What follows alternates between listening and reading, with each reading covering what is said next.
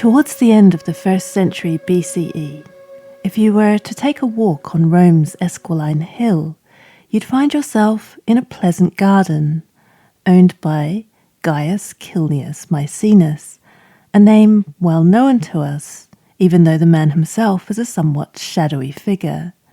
He was an extremely wealthy and extremely influential man who emerges into the light of history books during the Emperor Augustus's rise to power. He became something of a backroom cabinet minister, advising and guiding the young Augustus from the wings, so it seems. He took on the role of what we might call PR manager during the Augustan Revolution that saw the permanent end to the old republican system, and as Rome's first emperor ushered in the new system of one-man hereditary rule, Maecenas acted like a spin doctor, putting a happy, friendly face on what was essentially a brutal and violent military coup. Maecenas seems to have intuited that for the populace to really embrace the new system, there needed to be offered something more glorious, something more inspiring than victory in a long and bloody civil war. People needed to see something far more momentous and to view events through a far better frame than ugly politics and bare human ambition. His masterstroke for the reign of Augustus was to provide that frame, to provide the ideas and the words. His gift to the new empire was poetry. Maecenas became a patron of the arts and cultivated a circle of poets who would immortalize the dawn of the new age in glowing terms. This was a moment of great flourishing for Latin literature, and it was from these circles that some of Rome's greatest poets wrote those lauded works that continue to colour and characterize our vision of imperial Rome today. At the same time, Maecenas tended to his gardens on the Esquiline Hill. In a strange way, these gardens did for the urban face of that district of Rome what his circle of poets was doing for Augustus's reputation and public image. He was beautifying what had been a devastation. The Esquiline had not previously been a pleasant place to wander. In fact, parts of it had been no place to wander at all. It's the location in Rome of the goddess upon whom we call in this episode, and to call it a graveyard would be putting too fine a finesse on this place. This wasn't a place of lonely sepulchres, nor a wistful place to visit the dear departed and pour libations on their tombs. Rather, it was a dumping ground for corpses, a place of putrescence and mass graves.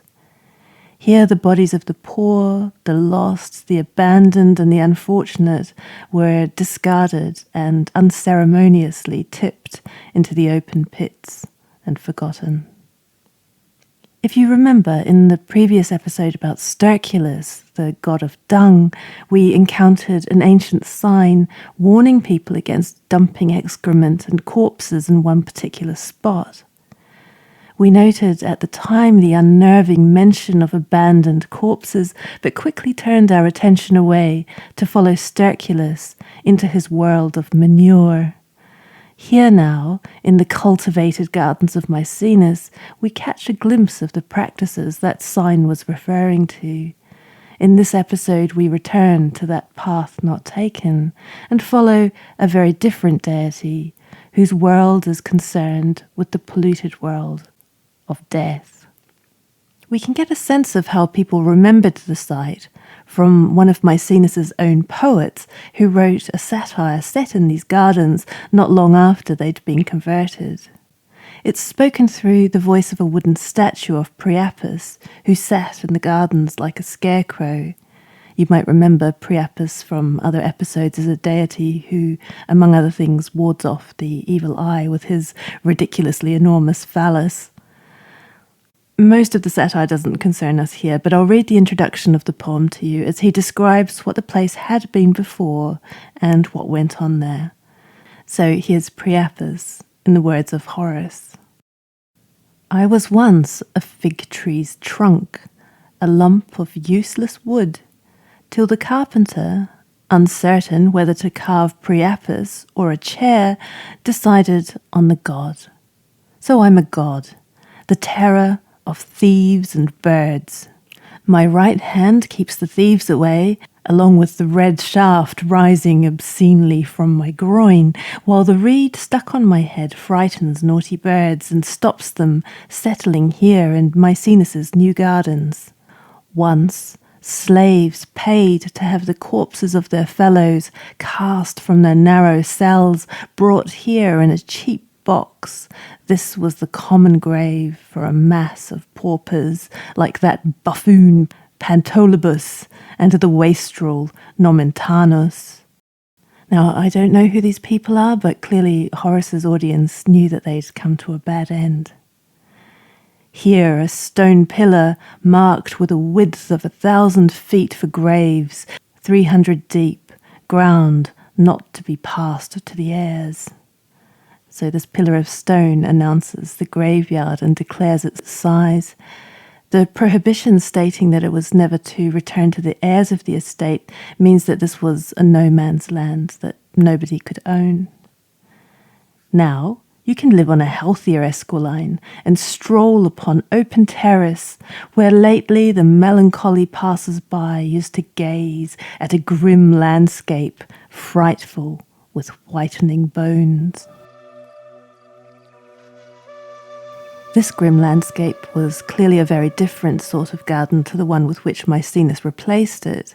It was, in fact, a grove by name, and part of the realm of a goddess who presided over death and all its practicalities. In the recent downward spiral this series has taken, exploring some of Rome's more difficult or challenging deities for one reason or another, we've traversed the theme of dissolution, corruption, and decay, and now we hit the bottom of that trajectory with death. This is not a trip to the underworld, but a visit upon a goddess whose work was in the upper world, among the living, but who was nevertheless kept to the peripheries of living, kept at the edges of sight and mind. So even more than the shadows of Olympus, this is a goddess very much in the shadows of Roman society. Her place was understandably tucked away and not frequented by choice. So let me just give you a heads up here in case it isn't already obvious. This episode has a morbid and distinctly macabre bent. That's the nature of the subject matter, and again, definitely not something for dinner time. This is a strange goddess who straddles the sacred and profane, and her realm is part horror and part poetry. So if you stick with me until the end, we shall wend our way through the horror and be delivered into the poetry as we pay our respects to Libitina and piece together the bones of another necessary but abandoned and obscured deity. So let us follow what Horace called the echoing, doleful, high-pitched voices of the mortal shades, and let us enter the grove of Libitina.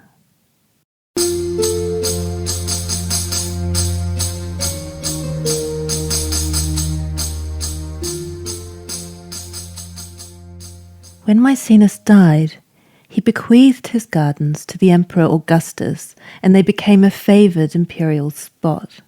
Nero's Domus Aurea, his opulent golden house, was in the vicinity. His pleasure lake became the site of the Colosseum, and later Trajan built his enormous baths in the area. If you visit the Esquiline Hill in Rome today, there are still gardens up there, and they're still remembered as the Horti, the gardens of Maecenas. And they still offer a welcome respite from the honking heat of Roman summer. But I don't suppose the people who wander about in the area now in their leisure associate the place with those forlorn skeletons bleaching in the sun. I got some strange side glances from the locals as I filmed this part of the ancient wall, which carried echoes, I thought, of the distant past and the rubbish dumped and accumulating there alongside some makeshift beds of the homeless. Although Maecenas gentrified the area, it rose out of a slummier part of the city, right up against the old city walls, which still ran through and delimited the gardens. In that strange juxtaposition of the salubrious and the unsanitary, which we described in the last episode as always jostling side by side in the ancient city, what lay on the other side of the wall remained the domain of Libitina. So who was she? Let's look at the grimmest side of her business first, and then we'll look at what sort of a goddess she was and how she fits into the larger landscape of Roman religion. So I use the word business advisedly because Libitina was an old Italic goddess who came early to Rome, it seems. She oversaw funerary rites as well as all the logistics of dealing with the dead, for better or for worse. In practice, then, she was the goddess of what we would call Undertakers, the people who actually saw to the practical business of the dead. In Latin, these people were called Libitinarii. So I think perhaps it's clearer first to define Libitina by what she was not. She wasn't, so far as I can tell, a deity who actually brought or caused death. Nor was she a deity pertaining to anything like the afterlife or the underworld per se. She doesn't seem to be at all charged with looking after the shades of the dead, nor does she seem to stay in any sort of contact with those whose funerary rites she's overseen. In other words, she doesn't seem to preside over the realm of the dead in any persistent way. If we read the sources carefully, what she always does seem to be concerned with is the passage, the transition from life to death. But again, not so much in the ephemeral sense of a spirit or a shade passing on, so much as the physical, corporeal passage of the body. She's not then a goddess of death, but a goddess of funerals and of corpses. And more specifically, I think she was a goddess presiding over the last passage of the corpse. That's my reading, but I think it's right, and you can see if you agree as we go along. I'll show you that it's not only what we hear in the way people spoke of her, but if you pay attention, also what we see in the places named after her. So the grove of Libitina was partly this dumping ground I described. It was the place where bodies could be brought if no funeral and ceremonials were to happen. In the opening poem from Horace, he focused specifically on slaves taking this abject route, and it stands to reason that some of those unfortunate people who had particularly callous and disinterested masters and who received no care in life, accordingly received no better if they died. The mass graves were just left open and the poor and forsaken were brought here. These pits, Varro tells us, were called puticuli, from the word putescere, meaning to rot. And it doesn't bear thinking about what a truly distressing and disturbing place this must have been to see and to smell. So I can do no better than to give you an excerpt from the late, great Rodolfo Lanciani, who was a towering figure of Roman archaeology and topography in the 19th century and who excavated some of these pits. His publication from 1898 reads, "The Esquiline cemetery was divided into two sections, one for the artisans who could afford to be buried apart in columbaria containing a certain number of cinerary urns, one for the slaves, beggars, prisoners, and others who were thrown in revolting confusion into common pits or fosses. This latter section covered an area 1,000 feet long and 30 deep, and contained many hundred puticuli, or vaults, 12 square feet, 30 deep, of which I have brought to light and examined about 75. In many cases, the contents of each vault were reduced to a uniform mass of black, viscid, pestilent, unctuous matter. In a few cases, the bones could, in a measure, be singled out and identified. The reader will hardly believe me when I say that men and beasts, bodies and carcasses, and any kind of unmentionable refuse of the town were heaped up in those dens. Fancy what must have been the condition of this hellish district in times of pestilence. The mouths of the crypts must have been kept wide open the whole day. Again, this may seem a strange place in which to find a goddess. On the one hand, such a place was so contaminated, literally in terms of hygiene, but also contaminated metaphysically. For a visitor to come into such proximity with such profuse and unmasked death. As you can imagine, all of this gave the place an ill-omened and horrifying air. Indeed, the grove of Libitina was associated by some in the imagination with the black arts, and especially with witches who conducted their nefarious magic in such places under cover of night and stole away bones for their spells.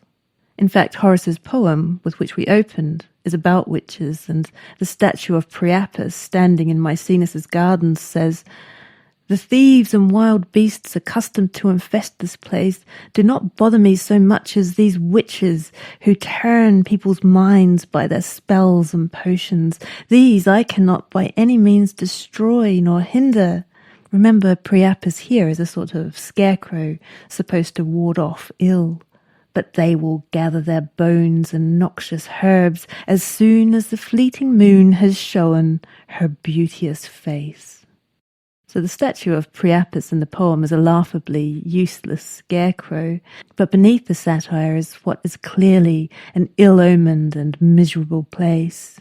In this polluting and haunting atmosphere, it's really no surprise that a goddess should be there to take care of things.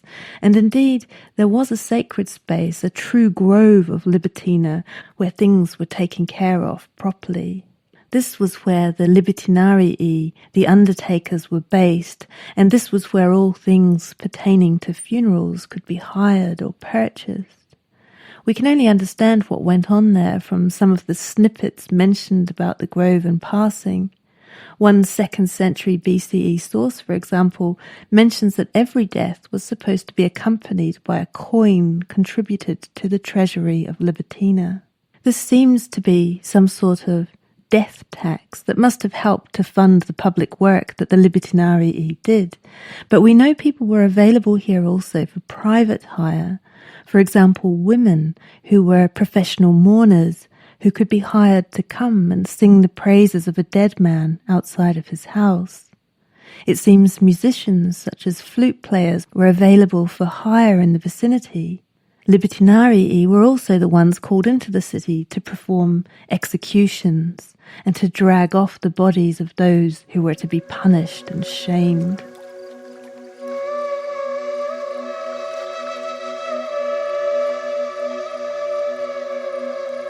One important feature of such post-mortem punishment that you hear about again and again in Roman history is the hook. It comes up so often that after a politician or an emperor was assassinated, the body gets dragged off with a hook. In the Historia Augusta, for example, we get a long list of all the supposed acclamations from the Senate after the death of Commodus, who, as you probably know, had not been a good or a popular emperor. And this is what it says: the senators were jubilantly shouting, "Call for our vote, call for our vote. With one accord we reply. Let him be dragged with the hook. He who slew all men, let him be dragged with the hook. He who slew young and old, let him be dragged with the hook. He who slew man and woman, let him be dragged with the hook. He who spared not his own blood, let him be dragged with the hook. He who plundered temples, let him be dragged with the hook. He who set aside the testaments of the dead, let him be dragged with the hook. He who plundered the living, let him be dragged with the hook." It goes on for pages like that. So you get the idea that being dragged by the hook was a way to show contempt for a person after they had died. And the people called upon to do this service were the Libitinarii. The significance of the hook is debatable, but it seems to be like a butcher's hook. And the person who officially conducted an execution was called a carnifex, or a butcher. It means quite literally a meat maker. And these were all workers from the grove of Libitina. So maybe you start to see what I mean about her domain pertaining specifically to the passage of the body after death. Here, of course, being dragged like a carcass with a hook is the worst possible kind of passage, and we see something similar in the Roman amphitheatre. There was, in the Colosseum and other various amphitheatres, an exit called the Porta Libitensis, or the Gate of Libitina. It wasn't for audience members or performers, prisoners or animals, at least not live ones. This was a small passageway leading from the sands of the arena through which the bodies of the fallen, the defeated gladiator or the mauled criminal were dragged away, again by hooks, away from the roar of the crowds or the lions, into Libitina's domain. So here too was a passage the audience witnessed the victims of the Roman games dragged out of the light of the world into a literal passageway in the amphitheatre and an exit through Libitina to the shades. People often translate the Porta Libitensis as the gate of death, but I think that misses the essential reference. The gate of Libitina is itself not only symbolic of death, but of the passage of the body, and the gate is performatively funereal.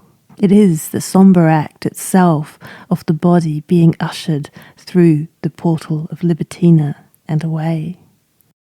Likewise, in the Latin, when writers talk about escaping Libitina on the battlefield or whatever other danger they're in, this is often translated as escaping death. But if my reading is accurate, then there's a lot lost in that translation because the reference isn't exactly to the state of simply not being alive in an abstract existential sense, but to the far more real and physical dodging of the way out, the one-way exit that opened right in front of them. Now, the kind of passage we're talking about, while always sombre, need not always have been so grim. The funeral procession, the pompa, was the dignified passage of a body out of the city gates. The Arch of Gallienus in the Esquiline area is a 3rd century CE gate in the Servian walls of Rome, and it's thought by some that the old Esquiline gate that was previously there was also known as another Porta Libitensis, a gate of Libitina, because it would have been the passageway out of the city to the cemeteries and groves beyond. Libitina is sometimes used as a word to refer to a funeral pyre, and at other times to mean the funeral bier that carries a body away.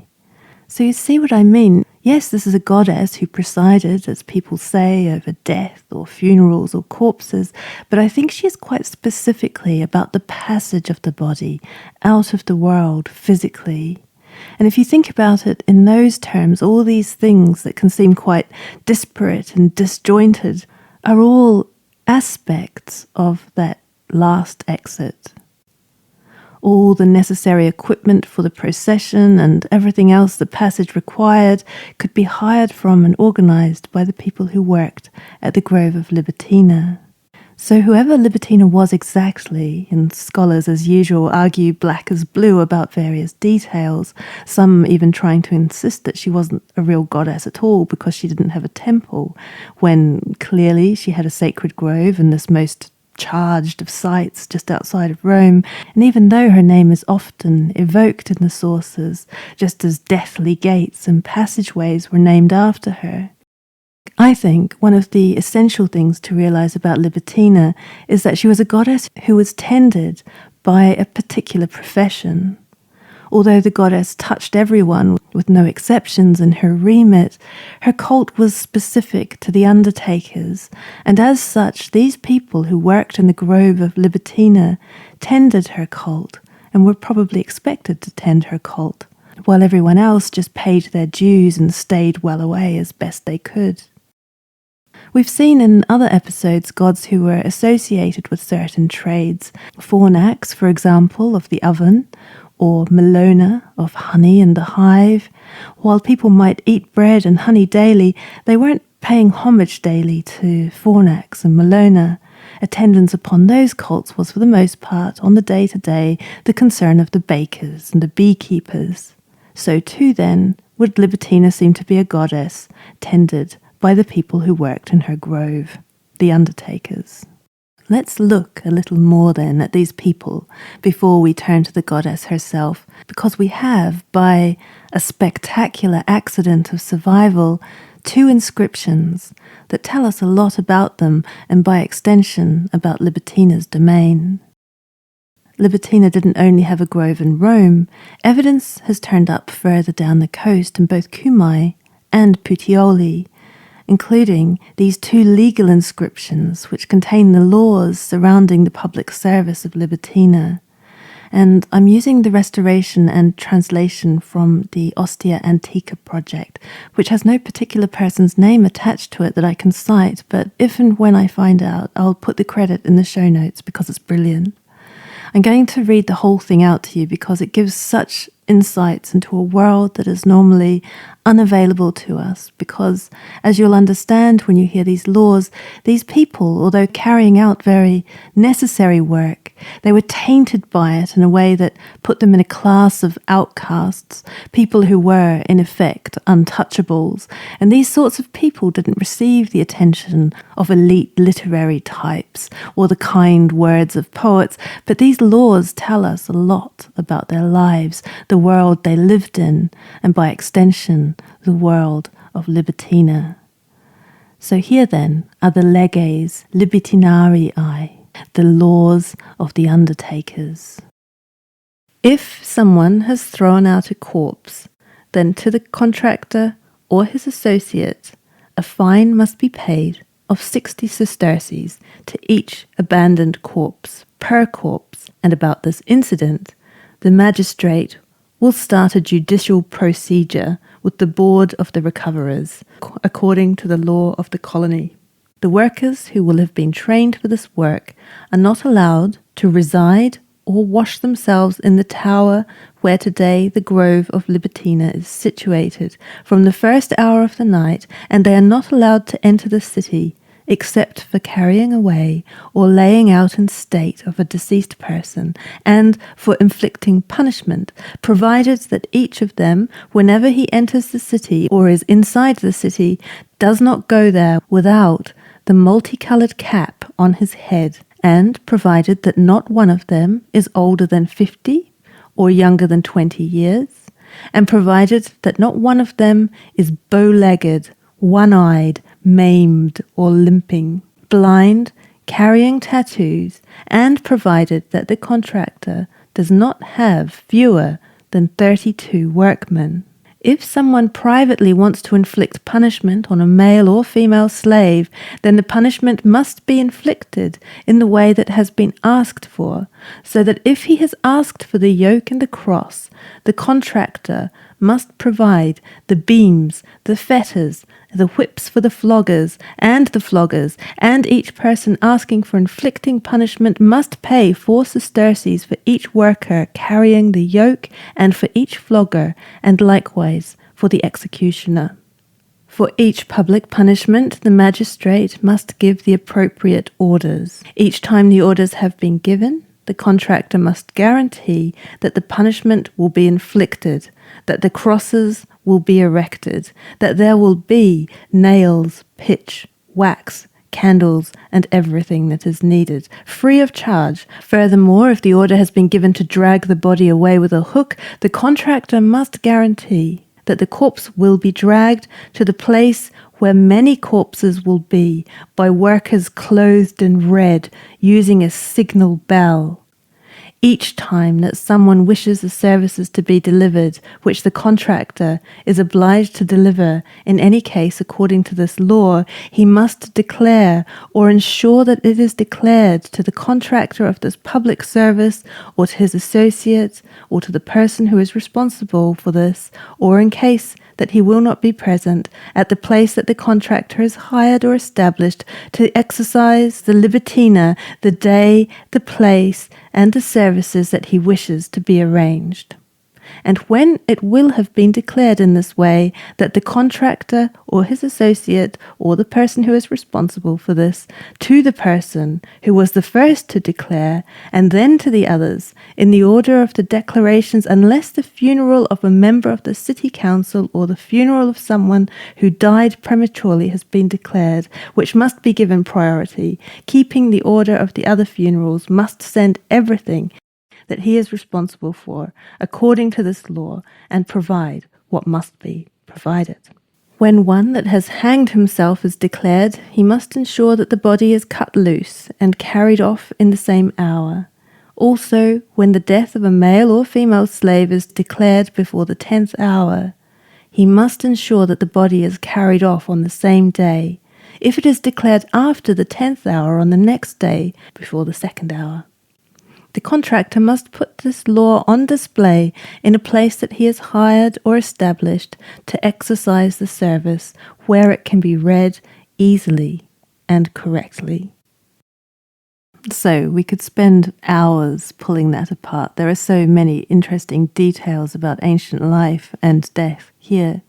And you will have noticed again that there are fines for the illegal dumping of corpses, and the fact that these people were not only hired to attend state executions and drag off the bodies with a hook, but they could also be contracted privately to punish slaves and were expected to bring their own horrid equipment for the task. And we see also that these people who work in the grove of Libitina are circumscribed by a lot of laws restricting what they do, where they do it, and when. Notably, they can only go inside the city to do their work, and when they do so, they need to mark themselves out clearly with colourful caps and ring bells as they go. So like I said, this profession made outcasts of its workers, and the caps and bells must have been to warn the people around them of their contaminating presence and to keep people a safe distance from them and whatever they were doing. But maybe you also noticed that the people themselves needed to be ritually pure and without inflictions or physical impairments, including being bow-legged or having tattoos.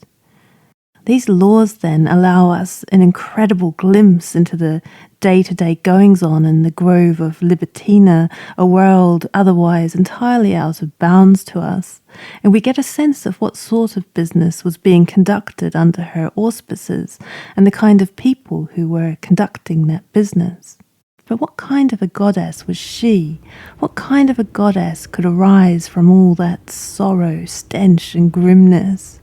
Well, true to the image of Roman religion that's been building over this series, and true to the impression we increasingly receive that there was, among so much that is foreign and strange, so much also that is familiarly human and sensitive to rhythms, beauty, and the fragility of life.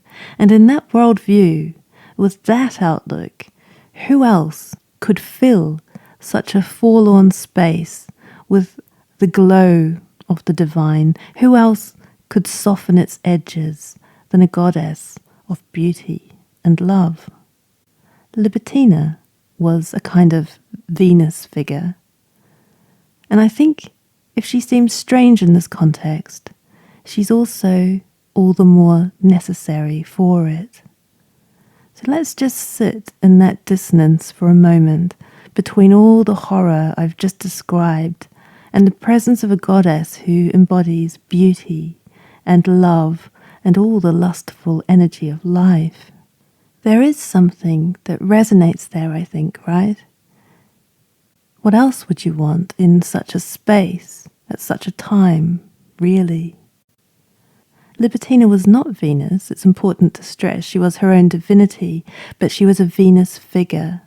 Some Greek observers of Roman culture called her an Aphrodite of the grove, and that's because Romans themselves saw her as a kind of Venus. Some scholars get hung up on the fact that at some point a shrine to Venus was set up in the vicinity, and they wonder about how to deal with the conflations and distinctions here between the two domains. But I don't really think that's necessary. Libitina was always Libitina and distinct in her grove, as were her workers. And long before the statue, Libitina was getting embroiled in the world of love and lust and beauty. For example, an etymology from the mid-1st century BCE, which is as wonky as all ancient etymologies are, but also as useful for showing the connection of ideas. And it runs like this. Lubere, to be pleasing, is said from labi, to slip, because the mind is lubrica, slippery, and prolabitor, slips forward. As of old, they used to say, from lubere, to be pleasing, come libido, lust, libidinosis, lustful, and Venus, Libitina, goddess of sexual pleasure, and Libitina, goddess of the funeral equipment. And so you notice it's only a small slip of the tongue between the goddess of sexual pleasure and Libitina. So Plutarch, who was a Roman citizen but a Greek writing for a Greek audience, asks the question directly, why do they sell things which pertain to funerals in the grove of Libitina, seeing they are of the opinion that Libitina is Aphrodite? Usefully, he goes on to answer this question by suggesting two answers that seem to reflect popular wisdom on the matter. One is that she was introduced in early Roman religion so that, as Plutarch says, Romans should learn not to feel repugnance at such things, nor shun them as pollution. Or is it rather, he continues, a reminder that whatever is born must die, since one goddess presides over births and deaths? And this is a theme he mentions elsewhere when he's discussing Rome's legendary King Numa and all the religious institutions that he organized in the early city. Again, these two reasons are offered. He writes, the pontifices, those are the priests, also explain and direct ancestral rites of burial for those who desire it, and they were taught by Numa not to regard any offices as a pollution, but to honor the gods below with the customary rites, since they receive into their keeping the most sovereign part of us, and particularly the goddess called Libitina, who presides over the solemn services for the dead. And it's interesting to see just how much emphasis Plutarch puts on Libitina, particularly Libitina, he says, who the most learned Romans maintain is Venus, thereby, not inaptly, connecting man's birth and death with the power of one and the same goddess. So what's going on here with the love and lust and death is a big picture Roman take on life that is as feisty and as poignant as we might expect by now of these people and their gods. What Venus ignites through love and physical attraction comes to fruition with birth and new life brought into the world. And at the other end of that trajectory, there is Libitina, waiting to usher the useless vessel of that spent vigor out and away. I think perhaps here, better than anywhere in the circumfluence of lust and love and birth and death, the idea of passage comes most clearly into focus. The presence of Libitina, something of incongruous radiance in those melancholy groves, seems, as Plutarch suggests, to fill the space with a gentle sigh and that most fundamental of human hopes, the one we barely dare whisper, that the whole process, the whole complete journey of living might be done with grace and love and in beauty. And so, in the spirit of circumfluence, let us end where we began, and let us return to the gardens of Maecenas, that beautified space that Maecenas had reclaimed from Libitina, where the flowers blossomed in tandem with the literature of the age. And let us hear from one of his poets From Horace once more, not a satire this time, but an ode, as he comes to the end of his works, and as he reflects on his own mortality compared to the immortality of his poetry, a monument, he says, not susceptible to the ravages of the world through which he too will in parts live on. And now 'tis done, more durable than bronze my monument shall be, and raise its head over royal pyramids. It shall not dread corroding rain, or the raging north wind, nor the long lapse of years and the flight of time. I shall not wholly die, and a large part of me will avoid Libitina.